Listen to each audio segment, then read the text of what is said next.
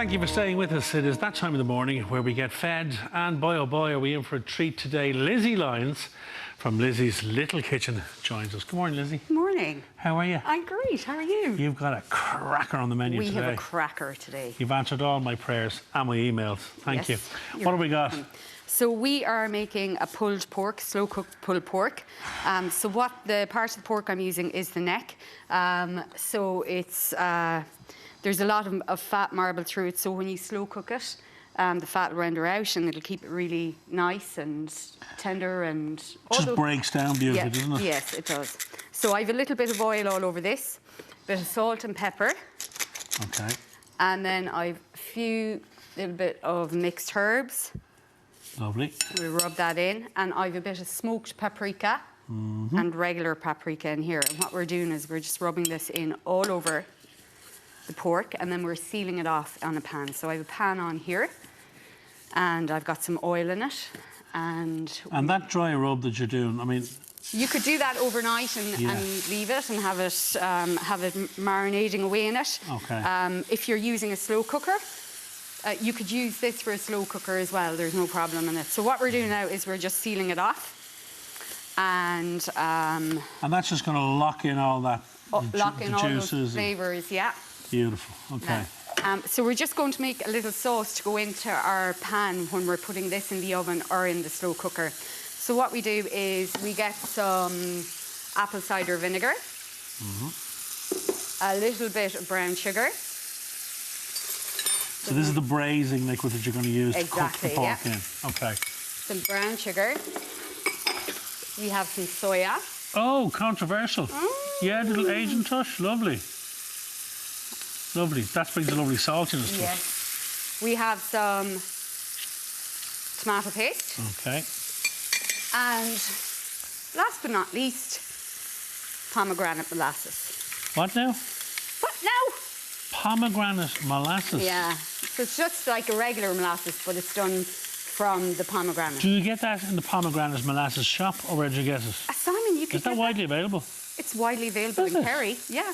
Well, should they have everything in Kerry? We've everything at Kerry, but you could get it in your local supermarket. Really? Yeah, and if you went into lots of Asian markets around, you get it in there. Yeah, it's lovely. It's lovely for a dressing as well. I was going to ask you, what else could you use it for? Like, yeah, we do a lovely pomegranate molasses dressing actually with our salads below, so it's really nice. So we have our pork on here, and we're just going to turn it, and we're sealing it off. And all you're looking for is a bit of colour there, Lizzy, isn't it? That's all you need is a bit of colour. And we'll just say now that this has come up to the boil. Okay.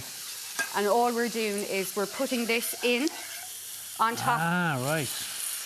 And we're going to be basting that away. Now, you'd bring that up to the boil and make sure that all your sugar is melted away, obviously. Okay. And then we are covering it with tin foil, and we're putting it into the oven at 160 for 2 hours. Okay. We're reducing it down to 150. And we're leaving it in for a further 4 hours, and just keep basting. 6 hours. 6 hours.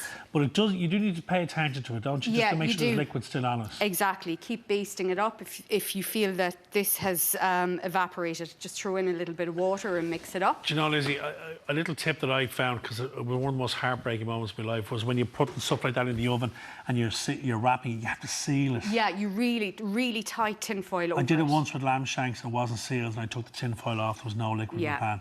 Heart was broken. So we're just lobbing that into the oven there. If you have a slow cooker, you can put it on a slow cooker for 6 hours on high. That's what I do with the recipe that I've given out for it, and it works beautifully. So it's a great recipe to make the dry rub the day before, leave it sit in the dry rub, make up your sauce, the following morning get it into the slow cooker. Exactly. 6 hours. Yeah, and you know, it's lovely then. You come home from work, your dinner is ready. Beautiful, gorgeous pulled pork, sure.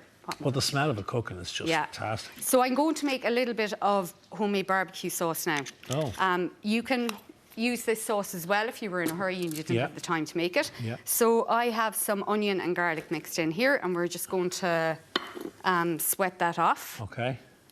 And is this your own barbecue recipe, or is it because it's depending it's a little bit of everything, isn't it? Yeah. I don't have any alcohol in it, and you could throw a little bit of brandy or whiskey into that if you want it. Yeah. But I just couldn't seem to find it at home. No alcohol? I know, not a notion where it all went. Noreen. Noreen. Was she round yesterday? She was down last weekend. Well, Noreen, I'll tell you what, Noreen. Do you know that? Huh? Poor old Noreen. Poor old Noreen, she does get a dose from you, doesn't she? The She creator. does, but it's done with love. Oh, it's done yeah. with love. I only slag the people I love. Is that right, Noreen? She's probably still in bed. Is she? No, she's up and at it. So anyway, you sweat down the onions and garlic. Sweat down onions and garlic. We're adding in some passata or chopped tomato once this is done. Lovely. We're going to lob that in there. Beautiful. And this is just to dress over the pork when you're serving, is it, Lizzy? Okay. To drizzle it over. Stop the lights now. Now, so we have more brown sugar. Stop And the this lights, is great now to make, you can make a batch of it and put it into the fridge. Yeah. I have some Worcestershire. Worcestershire Yes. sauce, yeah. Very good. I have a little bit of malt vinegar Lovely. and some tomato paste. Lovely. And now we're just bringing that up to the boil, and then we're waiting for the sugar to Cook down. And then what you could do, if you liked a chunky barbecue sauce, you could leave it like this. Alternatively, you could blitz it and make it nice and fine and more pureed. And you just let that sit there and blip away, Lizzy. It's not going to do any harm at all. Sure, it's not. No, it'll actually, the more you cook it down, the more flavour that will come out of it. Yeah. Okay. So we'll just leave that there. Right. Just under 2 minutes, Lizzy. Under 2 minutes. Fabulous. And you have some that you've done already, of course. Yes, we do.